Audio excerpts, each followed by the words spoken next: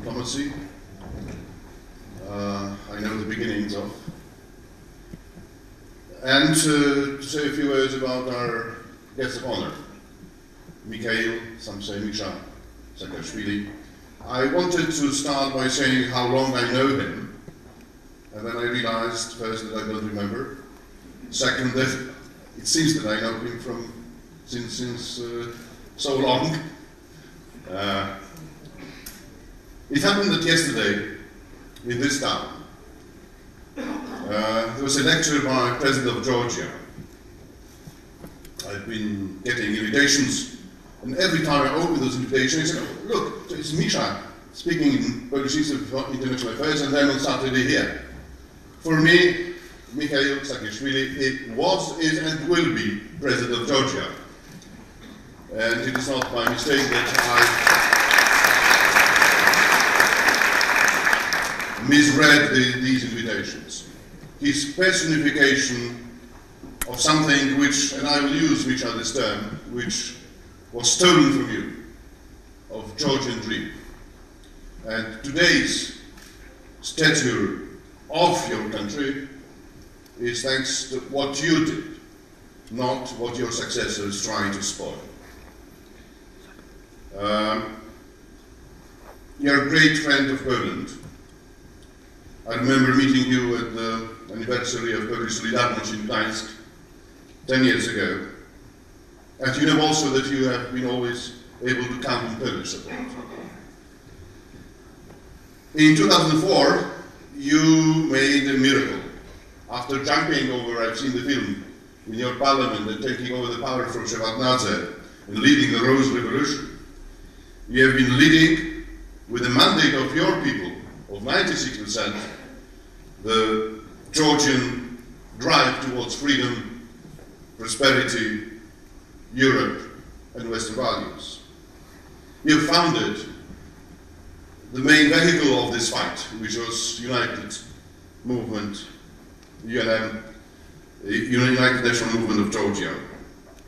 And it is paradox that you as a leader, and that this movement behind you, whom you are still chair of, implemented the Georgian dream which then others tried to impose on Georgia as exactly the opposite of what should be. Friend in need is a friend indeed. And that's the relationship which joins Poland and Georgia. And I remember at all occasions I've been witnessing your speeches here in Poland, how emotionally, in the most positive sense of the word, you were about the achievements of Polish fight for freedom, Solidarność movement, and all our fight afterwards, and all what we Poles did to liberate ourselves and others in Europe. In 2008, I remember when Russian tanks crossed the border through the rocky tunnel. I was then chairing Foreign Affairs Committee of the European Parliament. I was in August on holidays. For the first time in the history of the European Parliament, we have convoked the extraordinary meeting of the Foreign Affairs Committee of the Parliament in 10 days, bringing all the members from all corners of the world to say and to condemn that we are on the Georgian fight side for freedom and against the Russian war and the Russian invasion. And then sometime after, you could have witnessed and felt the support of the free world and those in the European Union most concerned for your freedom and your fight. And it was a visit of 5 presidents of so-called new members of Central Eastern Europe of the European Union, led by Polish President Lech Kaczynski. And then I remember standing together with you on the stage of Euromaidan in Kiev in the winter time of 2013-2014, which brought this great change which we witness and keep fingers crossed for together. Your reign in Georgia, contrary to the enemies and the false storms, has left a great legacy. Governing from 2004 to 2013, We have changed the face of your country. Things have happened which nobody could expect to happen in this part of periphery of Europe and in the Caucasus, with all its complicated, complex and very difficult history. And we both know what means difficult history when we say difficult history. Market reforms, champion of liberating economy, deregulating, on the top of the ranking worldwide of functioning market economy, leading a fight with corruption which is a model for Europe and elsewhere, leading your way to NATO and EU.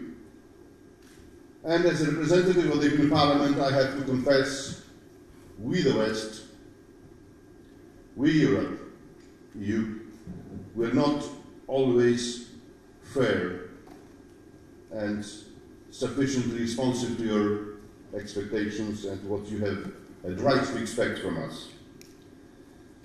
But those color revolutions which the Rose Revolution started were followed by others.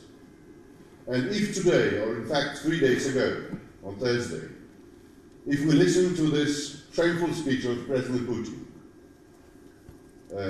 in Moscow, in Kremlin, and when he brings about the symbolic, colorful revolutions, which are a nightmare for him, in a way and unintentionally, he's paying tribute to the Rose Revolutions and other revolutions which did follow and others which will follow. So congratulations on becoming Putin's nightmare. Because a night of freedom has to have an enemy. And the enemy is enemy of freedom. You have been championing modern and European Georgia. Your country also gave a good example for other countries which were less successful on the road, like Armenia and Azerbaijan. You've been very close in reform thinking with Ukraine.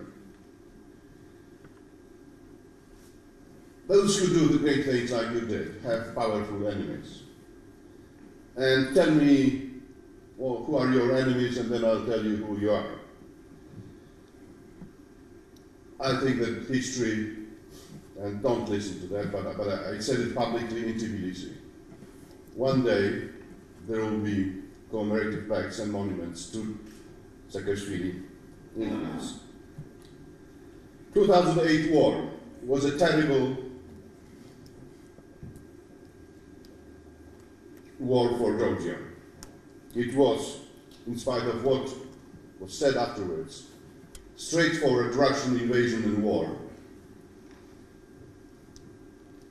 And I think that now, when things happen, war of Russia against Ukraine, we the West understand better, or they the West, we have this problem of double identity here in Poland, understand better who was right and who was wrong then, better than even a few months and years ago.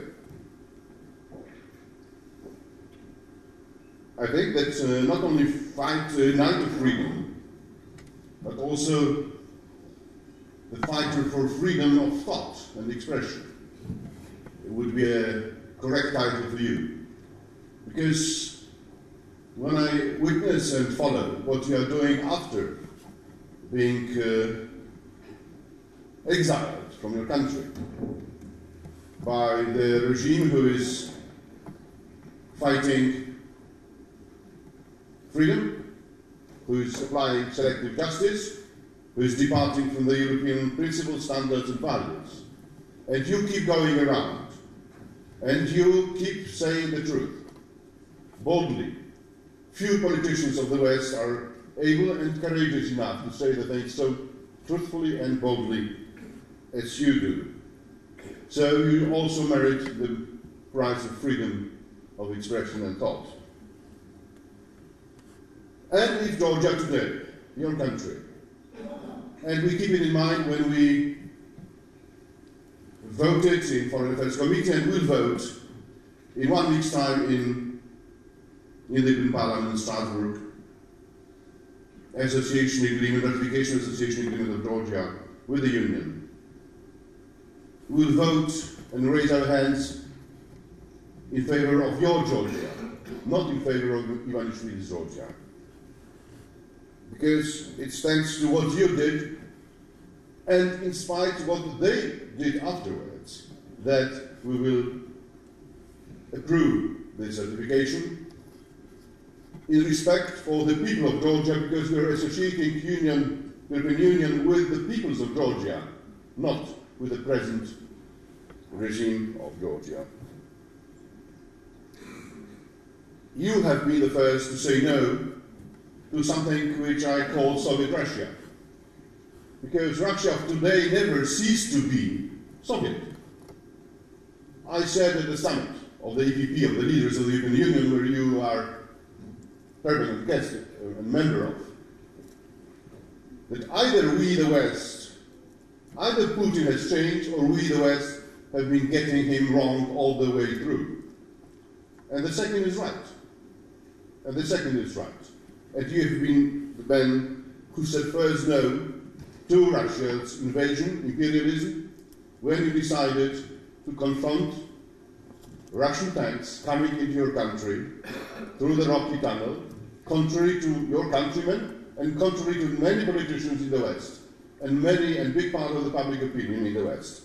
And I want to pay tribute to your courage, your farsightedness at that moment for what you did. Because in today's perspective of Ukraine being aggressed by Russia, and Russia questioning the right of free sovereign nations like Ukrainian, Georgian, Moldovan to choose freely their freedom, to be, if they want so, in NATO and in the EU, you started this fight.